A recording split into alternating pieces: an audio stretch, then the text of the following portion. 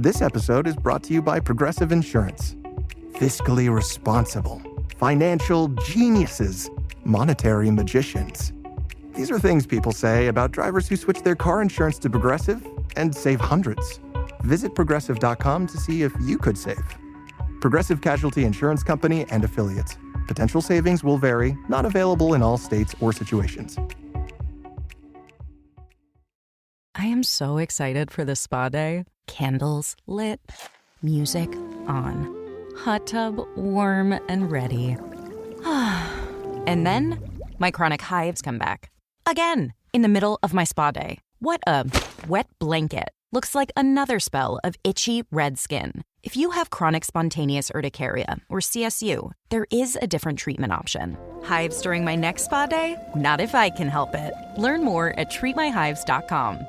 Atheists, agnostics, long-haired weirdos, short-haired weirdos, vandals, hooligans. The government, hug the government, love the government, hug the government, love the government, hug the government. Welcome to The Politics Guys, a place for bipartisan, rational, and civil debate on American politics and policy.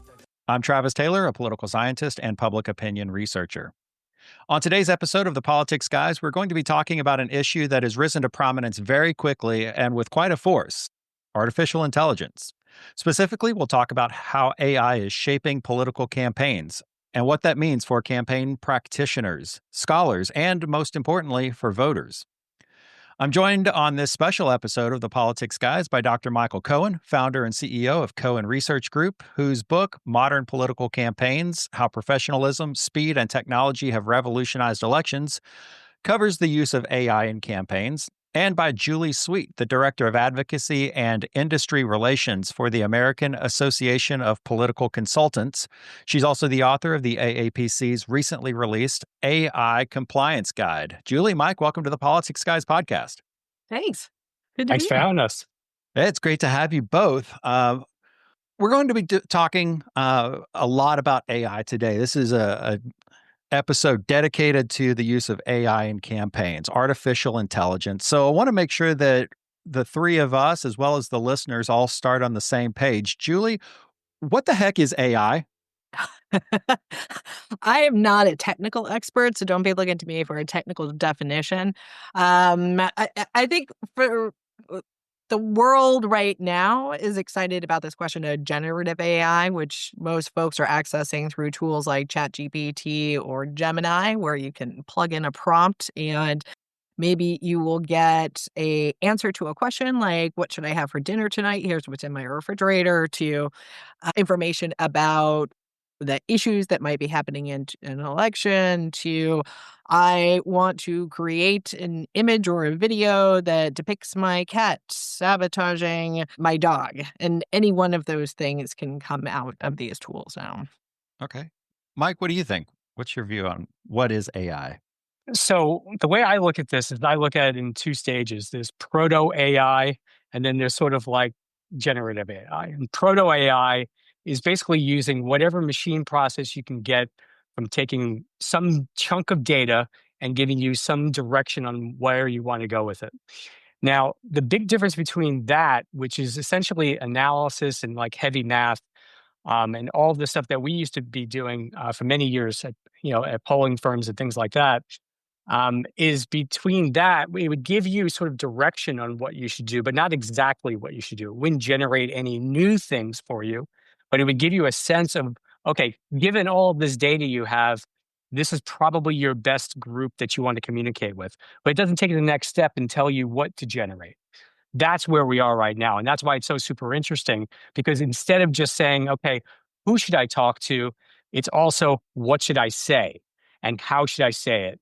And then you can track all of that coming backwards and then test and retest over and over again to get to the point where you're engaging the audiences that you want to engage in the right ways with the right content. And so to me, like, that's the big leap that we've taken. We've taken it out of the nerd rooms that you and I spent, the majority of our career in, and brought it into the comms world and sort of just the general interest world, where you can ask a natural language question, in English or another language, and get a real answer back. Now, whether or not that data that you're getting back, or that answer, or that direction, or that content you're getting back is any good, well, that's probably what we're going to end up talking for the next however long, because at some level, you are getting things back that is the amalgamation of all the things that this is scraped. So, for example, with Google, they scraped the internet to give you internet searches. Right now, the LLMs are scraping the internet to then give you what they believe is the right answer to whatever questions or inputs that you're giving. And so there's a lot of that is very qualitatively different than what we've seen throughout most of our careers. Okay. So, Julie, the compliance guide, and Mhm. we'll post a link to the public version of that compliance guide in the show notes so listeners can take a look at that. But that compliance guide focuses a lot on deep fakes. What does that mean? That is the question of the hour. So, what the deepfake compliance guide is, and I'll back folks up, is that it really is this question that states and also actors in the federal space are trying to figure out is what is the responsible use of these tools look like, and what does unethical, deceptive use of these tools look like? And so they have 26 states now have rules and regulations regulating the use of AI and digital technology for the creation of content, oftentimes depicting somebody doing or saying something that they didn't do in an attempt to deceive and change people's behavior. No, that is a very legalistic definition. Deepfake is kind of a term of art these days. It's a little bit like you know it when you see it. And this is a way that these states have kind of tried to define this term so as to withstand kind of strict scrutiny and First Amendment questions, because a lot of this becomes what is satire, what is free expression, what is the ability to communicate with people in a persuasive way where you are depicting opponents, you're depicting voters, you're depicting constituents. And when do we move in from the question of kind of persuasion and dramatization and satire and hyperbole into this moment of deception? And so you see this in this language in these 26 state laws of really trying to figure out where that line is and how to put that into a regulatory framework.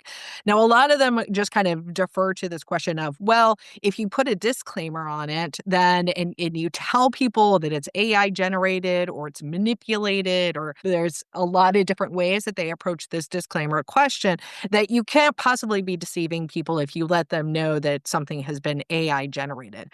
Well, the challenge that we find ourselves in now is that AI generated is not synonymous with a deep fake. AI is a tool that is used to create text, image, audio, video, sometimes real, sometimes not real, but it is used in a way to create persuasive content for folks. And so it is not inherently unethical or deceptive to use AI to generate communication materials. What the question becomes is when it becomes deceptive, and even to manipulate or to alter content using AI generated tools or AI tools. And remember, most tools that are digital by nature are going to be AI powered these days, whether it's Photoshop or After Effects or other kind of editing software tools. All of this stuff has AI embedded in it. So answering this question of did you use AI to create something really is becoming less and less meaningful to people and helping people understand the difference between true and false. And so when we think about the deepfake compliance guide, my role at the AAPC for professionals is helping them understand and navigate their responsibilities by each state and understand the larger kind of what these states are trying to do. So again, they're trying to go after, for the most part, the difference between non-deceptive, persuasive, artful and creative materials that are used to persuade and to educate and motivate and mobilize. And then at some point, it gets into this realm of deception and getting people to believe things that are just fundamentally not true. Is that where the use of AI then becomes a deep fake, is where you've used this generative AI and it is deceptive or misleading?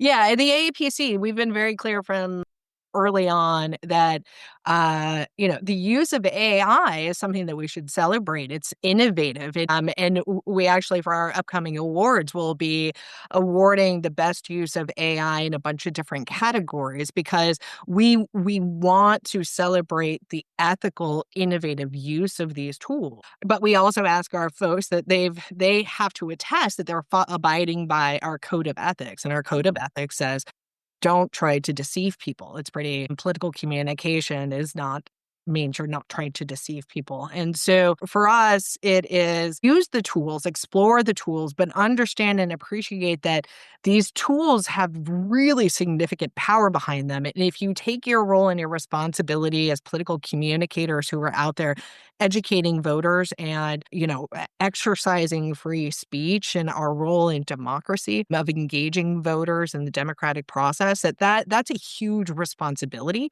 And so while you can do so much and such incredible, powerful tools, that comes with serious responsibility. And you've just got to hold yourself accountable to free speech and democracy and to respect for the voters. Okay. Um, so, Dr. Cohen, the second edition of Modern Political Campaigns has a chapter on AI. And we talked about this a little bit last time you were on the show, but Julie just referenced that AI, especially thinking about generative AI, it's a tool that is available to the modern political practitioner, to campaign managers, campaign communicators. Tell the listeners, what are campaigns using AI for? I mean, I think to Julie's point, when I was first writing this book back in the old days, like a year ago, we were looking at things that were mainly back office. We were looking at ways to better target people, better manage cash, better manage volunteers, and better sort of like manage a campaign in the background. Whereas most of the communications, the out-facing communications to voters, were clunky and they were weird and they didn't really sort of pass the sniff test. And so to a real extent, what I was seeing in the very beginning is that this was a really good efficiency tool more than anything else. It wasn't a really great creative tool. Well, we've moved now into this year where it has become actually a really great creative tool. There are really great tools in a wide variety of platforms. And these are things that we use every day. I mean, Microsoft's Word, Excel, and PowerPoint all have AI built into it now. Photoshop, everything that we would all use, all the tools, SPSS, everything that we would have to use, in the front end and the back end of campaigns is now being infused by AI. And so to a real extent, I think where we are moving towards is you have to define the line on what you are going to use AI for and the reasons why you're using AI. So in other words, when I look at this, I say, okay, if I have to write a press release, where do I start? Well, for many junior communicators, they're going to start with AI. They're going to start with ChatGPT. Given all of this information that my candidate has said, given these positions, write me a first draft of the speech. And so you get to the first draft in a few minutes as opposed to a few hours and back and forth with your team. And so you get a relatively polished product that an intern probably couldn't produce on their own. And then you take that to the team, and then you start really putting the brain power behind it and all the really smart political communications and savvy and strategy behind all of it, and integrate all that information together to get to a better version of that. And that's just one example. Other examples are when you're looking, for example, right now with Sora 2, where you can put together quick videos that are almost inconceivably different than what you would see. Now, those come with a little tag on top that says Sora 2 on them that you can't take off, which is good. But the fact of the matter is that if you're doing a short video for the web or social media, these are kinds of things that people sort of expect to be sort of there. But then, we're getting pushed back a lot. There's a difference between a really good creative use of this technology and slop. And at this point, there's a lot of slop and there's some really interesting creative stuff. So I think that to a real extent, what AAPC and Julie are doing at her shop is great, because what they're doing is they're trying to foster us using this technology, but using it in a really smart, creative, and human way, as opposed to just relying on the technology to get us there. My biggest concern more than anything else is that the lower you go on the ballot, the more likely they are to use AI, because what it does is it actually amplifies what a campaign can do at that level. Don't forget, most of those campaigns don't have a lot of people on them and they don't have a lot of money, but they do have $20 a month to go and spend for OpenAI's ChatGPT and suite of services. So to a real extent, we're really looking at not just the really elite professional teams, we're looking at the ones that are down ballot. And those are the ones that I'd be most concerned about because they have the least amount of training and the least amount of reason to spend a lot of time with the tools and the most amount of reason to actually push this stuff out as quick as possible.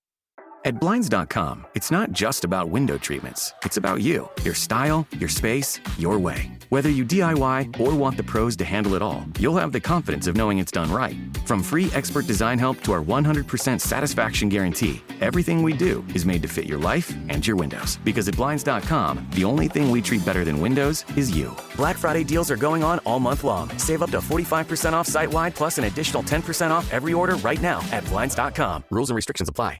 Yeah, I think I talked to a lot of political consultants. AAPC is a bipartisan organization, as you mentioned. So I'm talking to folks on both the left and the right. And I think folks are experimenting with this in a lot of ways. And to Michael's point, a lot of this is still back end, right? There is different applications I've seen is quality control in canvassing operations. There might be a dashboard created for making an opposition research book accessible through natural language search, right? There's we've seen it in data analytics for years, but now we're seeing it more in synthetic respondents and avatars that you might have in polling, using that, subjecting that to like social media feeds and seeing how attitudes and behavior might change. We are seeing, even on the creative front, right, we're seeing it that folks will create a spec spot or they'll create a bunch of spots using AI, and then they'll subject that to testing and then figure out what's the best kind of ad or message to move forward with. We're still not seeing a whole bunch of AI outside of some elected officials here and there. I don't think we're seeing a wholesale use of AI in more external-facing creative. I think it's largely because we're still not sure about this disclosure and how to handle disclosure, what it should look like, when it should appear, what role the disclosure and the disclaimer looks like. That's one of the reasons why the APC Foundation, which is our C3 sister organization, we're currently in the process of conducting research of what does a disclaimer do to not only the effectiveness, but to the speech. Like, is this compelled speech have an impact on how audiences receive that speech? Early academic research by Scott Brennan, now out of NYU, shows that there could be a backlash effect on this stuff. I'm also concerned about an implied truth effect, that if I've got all of my good guys out there who are responsible actors labeling their content that might have AI was a tool to help create it, that they're putting a label on it. And if people don't believe stuff that says AI generated, because there's kind of an inherent bias at the moment that I do think will shift out of, but currently there is a bias against AI generated content, that the stuff that is labeled isn't believed and the stuff that isn't labeled will be believed, right? So the bad actors aren't going to label because they don't really care. So that's going to be the believable stuff. So I think there's some downstream consequences and there's some hesitation because my folks are responsible actors, right? They want to make sure that they're doing this the right way, that they're being transparent, that they're not, because they don't want to be declared deceptive because they maybe have used a tool. And right now the norms suggest that you have to have transparency in all contexts. So we're engaging in research actually figure this out so that we can have a better path forward where we're not doing harm to the free speech and to the responsible practitioners who are just trying to innovate and experiment in an ethical way. Because there's a lot of questions here. There's no clear bright lines. We're dealing with things called free speech. We're dealing with satire. We're dealing with creativity, and we're dealing with partisanship. Right? What one person might think is truthful, another person thinks is deceptive. And so we're really trying to be thoughtful about how going forward and what that responsibility looks like. Okay. Right. Yeah, that is the reason, frankly, why a lot of consultants are not using it, because if you do put a label on it, immediately voters are shutting down. I mean, and the NYU research is actually really good. And I'm sure that as we replicate that, we'll have a better sense of the nuances that we're looking here. But when you're looking at this from a voter perspective, if I'm seeing an ad that has Sora 2 on it and one that doesn't, well, I'm going to certainly believe that one. And what that's doing is that's going to reinforce the bad actors here. Now, I'm also old enough to remember, I'm a member of APOR, which is the American Association of Public Opinion Researchers, and they sanctioned Frank Luntz at one point, who's a Republican pollster on my side of the aisle. And he's still in business. And so to a real extent, you have a very difficult challenge ahead of you in your team that are trying to do the right thing. Because even if you sanction somebody, it's not necessarily the case that the political environment or the political consultant community is going to somehow banish this person, even if you sanction them. So we have to be very careful about, balancing what we're saying and what is being used as AI. And then on top of all of that, how we're communicating it, and even more, balancing political speech, which is the most protected kind of speech under the First Amendment, versus our need and our want as professionals not to deceive people. And so this is a really tough issue, and I really applaud what APC is doing, but it's a really high bar. Yeah. I mean, I think we want to be careful when we use language like deep fake, because it does carry significant weight. And we're already seeing in research that's coming out of Stanford that says even telling voters that a candidate used a deep fake can significantly impact support for that candidate. And there's a bunch of other research that's coming out of that project too. But I think that there is this kind of, again, because people are using the use of AI synonymously with deep fake, that it is creating this challenging environment. So what we want to be able to do, both for our members and more broadly, is we want to improve comfort and awareness and familiarity with the tools, because, again, the bad actors are using this stuff, right? They're figuring out how to exploit it and how to exploit voters. And it's not bad actors just in the United States. You listen to any election officials and others. And so we've got to be the responsible actors need to know how to use these tools in a responsible way so that their speech can remain competitive in this larger information ecosystem, right? Because there is going to come a point where artificial intelligence drives most of the creative content that folks are seeing in their social media feeds. And you don't want our folks looking archaic or looking like it doesn't belong in the information environment where people are consuming their news and information, because we've held it to certain standards that the rest of the world is getting their news and information and entertainment from aren't ascribing to. We also, as I think about this, and this is another area of concern that we talk about regularly, is you do have these developers who have basically turned off political use cases. OpenAI, Anthropic don't allow political content to be generated through their tools. But if OpenAI wants to become kind of the clearinghouse for all things that humans do, right? They now have the browser. You can go shopping. You can make content. You can share your workspaces. And they also want to be a social media feed, right? But if in this drive for these now developers to kind of be all things to people, then what happens when you can't engage in political activity on these platforms? What happens to political speech and where does it go from there? And so I think beyond this question of kind of the states regulating it and the disclaimers and everything else, is that there's going to be a real challenge presented here, that as the developers try to take themselves out of politics because they don't want to have to worry about moderation and curation, that you can't have it both ways. You can't say we want to basically be the public square, but we don't want to allow politics to happen there. But also what's happening, though, is that there are private companies in the political space that are coming up with their own LLM solutions. And so they are not built on top of some of these companies that are saying, at the very least, saying that they can't use politics, because we all know that we've been able to figure out ways to go and ask those questions.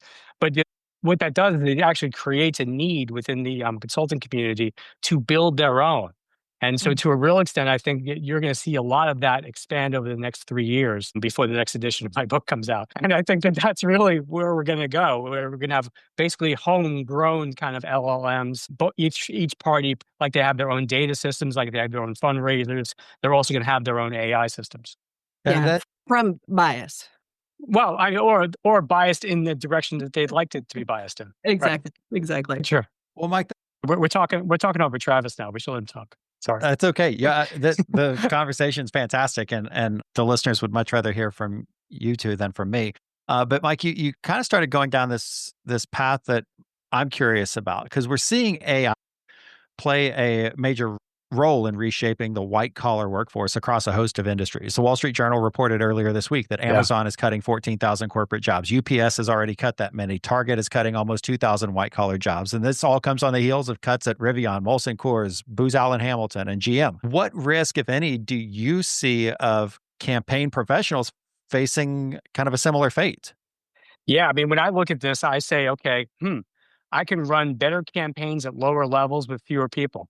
And that's really what's going to happen. My concern more than anything else is that cohort of people who are coming out of college, out of my classes, who are looking for internships and are being told, hey, you know what? I don't need 10. I just need 3, And that's really the problem, is that you're now going to have these people who are coming out of these schools ready to go and know where to go. And then what you do is, when you're there, instead of making all the mistakes that we made on campaigns, back when we were younger and I had dark hair, and knocking doors and doing all the grunt work, you're not learning all the things you need to learn to become a campaign professional. You're just going to be operating a terminal that's going to then hopefully teach you the right questions to ask or the right prompts. But then you're going to have to start getting some of the feedback from the people who are running the campaigns to teach you downhill. So you're going to be making fewer mistakes, which means you're going to be learning less. And that's my concern. My concern is really the people coming up. Now, the people looking down are saying, this is great. I could do a lot more with fewer people and a smaller budget, which means that there are just fewer jobs in campaigns. Part of my job is to go ahead and teach these folks over at Johns Hopkins and NYU so that they can go and get these jobs. And my concern is that they're not going to be available. So I think that my first job on a campaign was clipping headlines.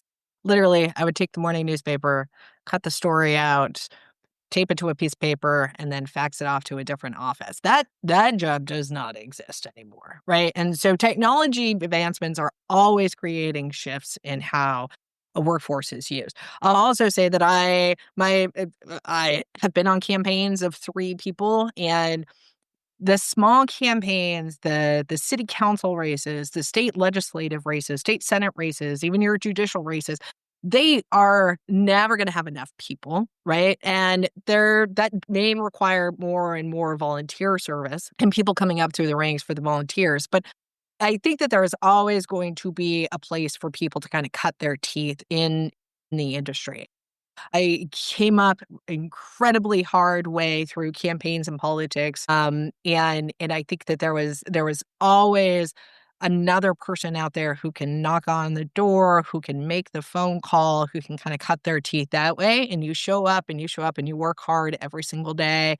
Now we do have the question to pay and all that other stuff. So this is more of a philosophical response, but like what's true in politics is if you show up, you work hard and people can count on you and you're reliable, there's a good chance that they're going to ask you to come back and do another job and possibly be paid. So that's always true. And I think where I worry, though, is in some of these consulting firms where you bring in, you've got staff who aren't learning the kind of the strategic stuff and the kind of some of the more foundational, because you've got them on the phones and you've got them out knocking on doors, but they're not working on writing the field plan or writing the talking points or whatnot. And so there is some of that loss of why that I do worry that we're going to kind of get a missing middle. But I think at the same time, that is why it behooves us as an association is to foster this question, this notion of innovation and upskilling and how to use AI ethically and responsibly, but also how to innovate and how to think about using the tools in new ways to create new opportunities. And that's why that kind of notion and focus on innovation, I think, is so critical for the industry at this point, because it's we've got to be practical and pragmatic, that the tools are here and we've got to learn how to use them and use them in new and innovative ways, right? Not and think of what's the next job and how do I create the next round of digital advertisers, or the next round of creative content consultants who go out and find your creators, right? There's always something new that people are figuring out how to maximize and leverage. So how do we do that? So, do you see campaign professionals that resist the use of AI falling behind their peers who embrace it and master it? Yeah, I mean, so APC Foundation conducted some research immediately following the 2024 election. And while I think it was 78% of people said that they have used the tool, only about a third of people are still using it on a daily basis. But we found that those who use it on a regular basis have a lot more trust in the tool and think that the tool is more likely to be transformative than those who only use it every now and then. We also found that it was people who were generally older in the firm, more senior in the firm, are more likely to be using the tool on a more regular basis. There might be a bunch of reasons for why that's true. We also found that Republicans were a bit more enthusiastic about a tool adoption. I think that's we do hear from folks that there are concerns about ethical use, right? There are concerns about widespread adoption of the tool could lead to a lowering of the bar between this kind of truth and deceit question. And so they're kind of slow to pull that in. There is this question of do we disclose and when do we disclose? And does disclosure make something ethical or less unethical, right? So I think folks are trying to figure out that line. I think there are folks too who are worried about this jobs component and the impact that it's going to have more broadly.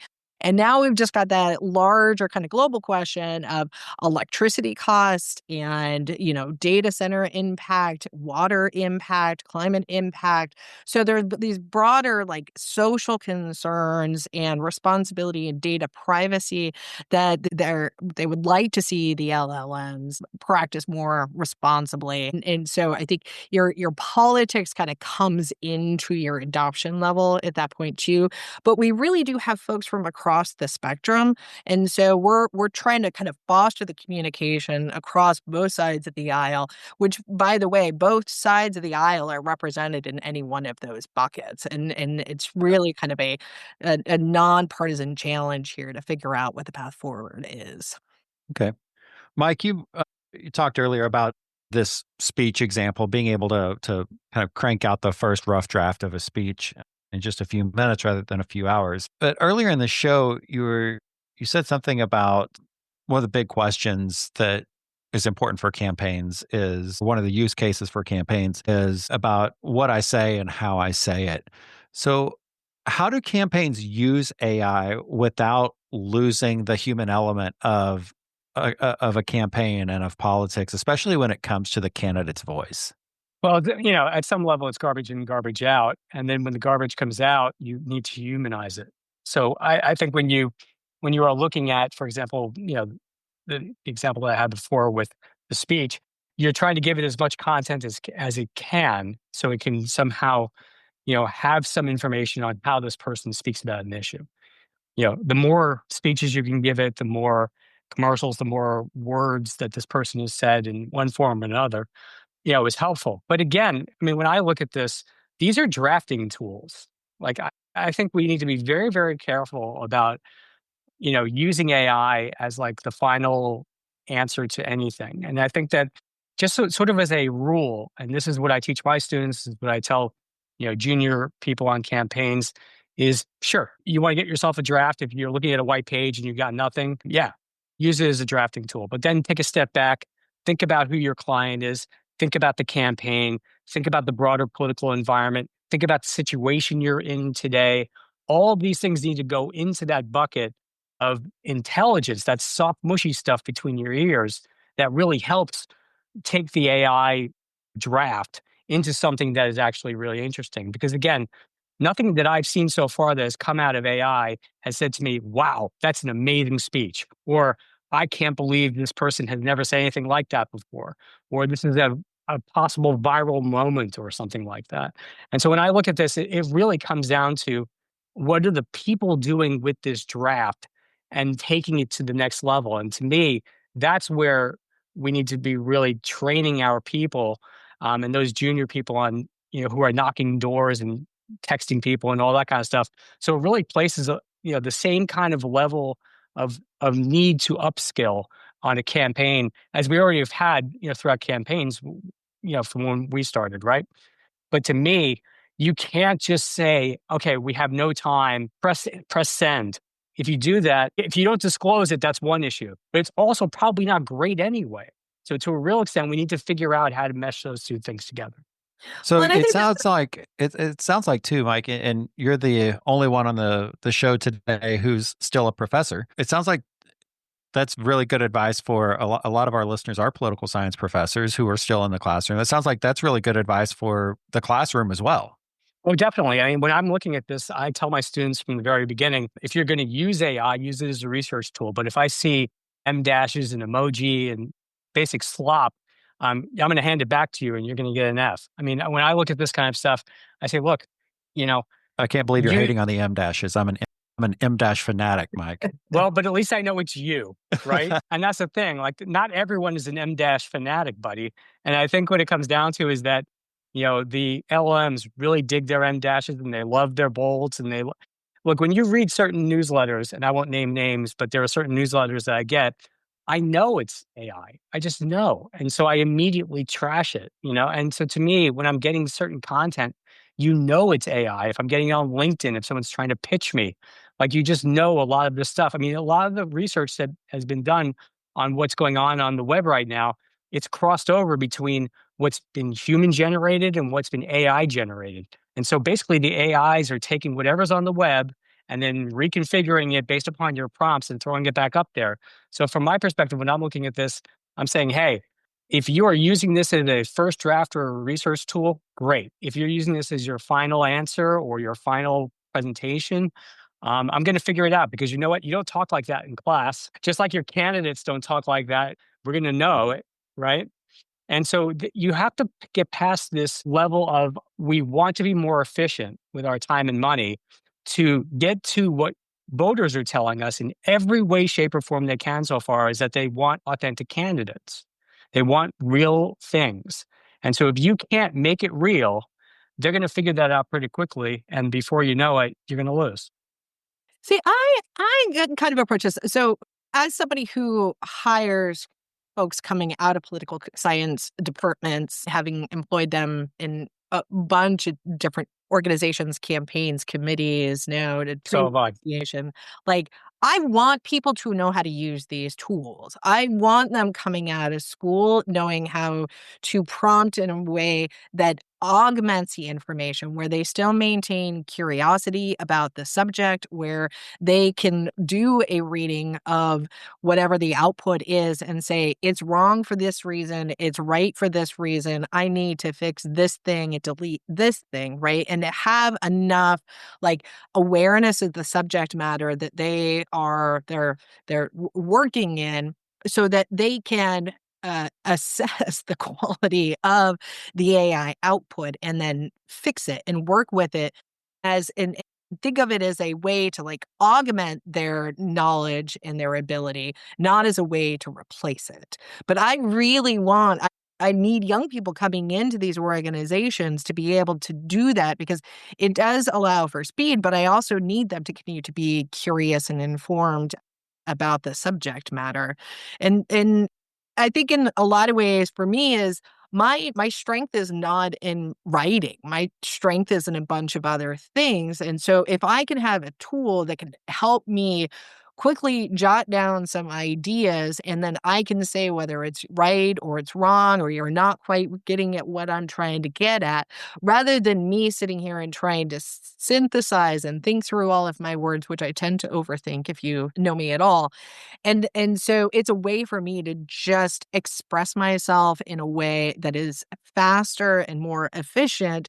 And at times, it really helps me get to the right word that I'm trying to get to. Sometimes it takes me down a rabbit hole and everything else. But for me, it's a tool of augmentation, not as replacement.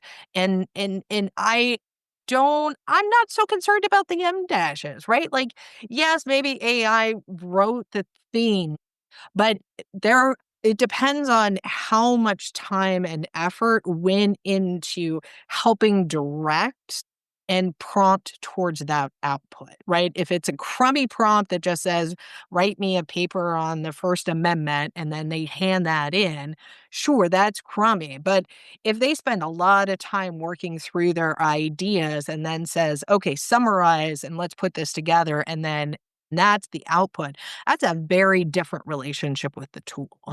Yeah, but they're not doing that, Julie. They're not. That's, at least the students that I've had for the past 13 years, So I think specifically in the past. right? No, it is. Well, it's a skill, but it's also a management piece. I mean, when you look at this, not everybody uses M dashes, right? I mean, we're trying to get to the voice. And if you don't use M dashes in your work, Julie, you don't want something that's being produced on your behalf that is, just not you. And so I think to a real extent, we have to do a better job. And, of course, I do it in my classes where I'm saying, look, your candidate wouldn't talk this way, or your candidate would talk this way. And this is a good start. So I think to a real extent, we need to be much more savvy about what we're getting from people, because I wouldn't assume that they spent a lot of time on it. Okay. When I'm talking to professionals in a wide variety of industries, not just this, I mean, I've been a professional for 30 years. Teaching's a side gig. And I'll tell you, there are a lot of people are looking at this as a trap door to get out of something that they either don't like or are not good at. And this is not something that we should all accept. Well, work slop is work slop, right? And everybody hates wasting their time on somebody turning something over to them that you're like, regardless of whether it's drafted by AI or drafted by first or second year staff member, is like, if I've got to spend more time editing your piece than you spent in writing it, it's a problem, right?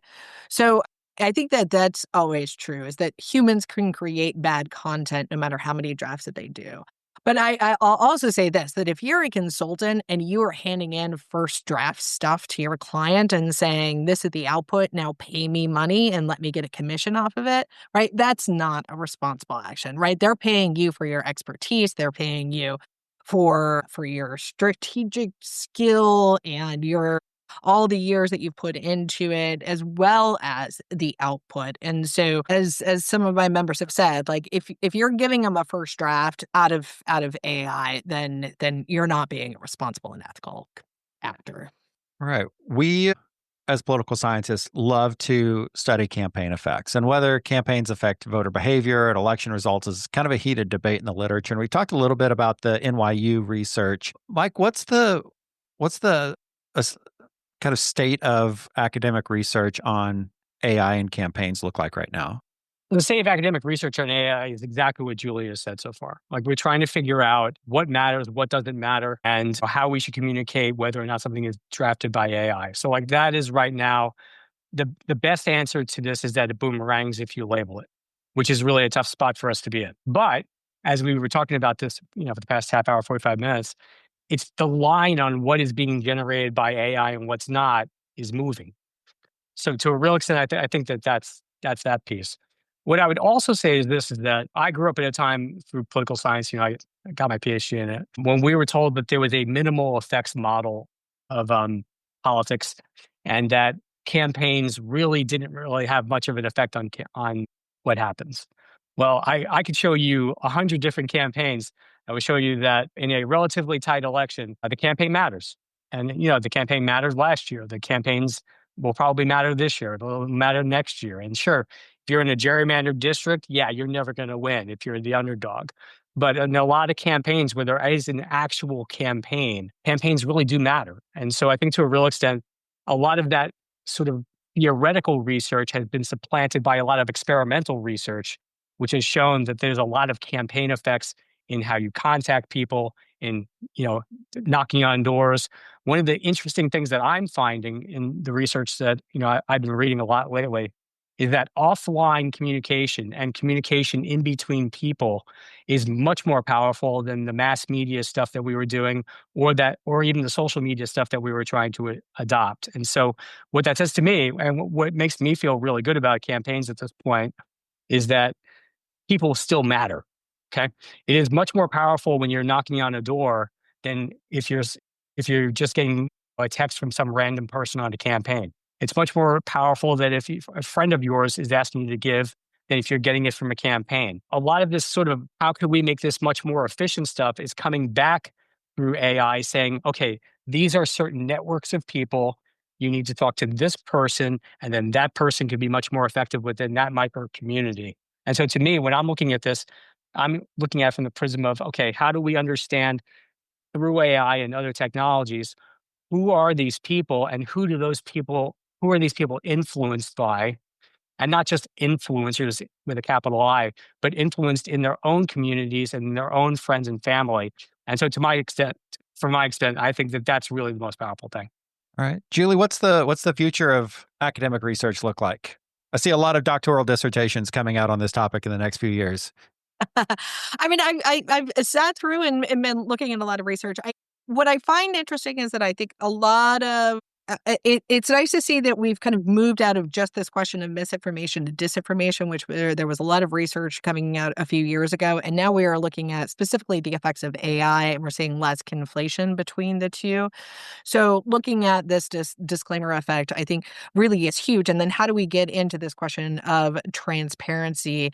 And I would like to see is more academics focus on the practical impacts and application of transparency beyond this question of a static disclaimer going on the ad. But what does provenance look like? What does metadata? And what is the role of the disclaimer? Is it to educate, or is it to allow for taking down stuff? And what's the power in that is really where I would like to see the conversation go, because that's what would be helpful to the practice of political consulting. All right. Mike, Julie, thanks for joining me today on the Politics Guys. Thanks so much. I appreciate it. Good to be with you, Michael. Appreciate it. Nice to meet you. We've been talking a lot about disclaimers today. So quick disclaimer, none of this episode of the Politics Guys was AI generated. That was really Dr. Michael Cohen, and that was the real Julie Sweet discussing the use of artificial intelligence in campaigns. That ends this interview episode of the Politics Guys. If you're not a supporter of the Politics Guys and you want to have more interviews with amazing people like Julie and Michael Cohen, you should become a supporter. Supporting the show gives you access to all kinds of benefits, like access to these episodes without any of the advertisements or any of the interruptions. But there's so much more to being a Politics Guys supporter. It includes being part of our very active Discord group and all other kinds of benefits. So if you want to support great interviews like this one on the use of AI in campaigns, head on over to patreon.com/politicsguys right now. Take a look at the different levels of support and different options you'll have to support the show, support the mission, and support the guys behind the podcast. Again, go to patreon.com/politicsguys, because shows like this are only possible with your support. And if you'd like to support us in other ways, we're on Venmo at Politics Guys, and you can also support the show through PayPal. All of those support links are in the show notes, as well as at politicsguys.com/support. If you'd like to be any kind of member, but you just can't support us right now, we totally get that. We'd love to have you share, subscribe, rate, and review this episode in whichever podcast app you use and on social media. If you've got a question, comment, correction, anything else you'd like to see about the interview or anything else we do at the Politics Guys, please drop us a line at mail@politicsguys.com. You can also reach us on Facebook and X, and you can find all of those links in the show notes. I'd like to give a huge thank you to the executive producers of the Politics Guys, Wilmer Moreno, Daniel Toe, Ryan Beasley, Don Oglesby, Derek Schmidt, Dakota Heath, Jason Chrysler, Dave Dean, Jeremy Larson, Brian Matza, and Jody Marie Miller. And of course, a special thank you to you, our listeners. The other guys will be back with a full episode this weekend, and I hope you'll join us then.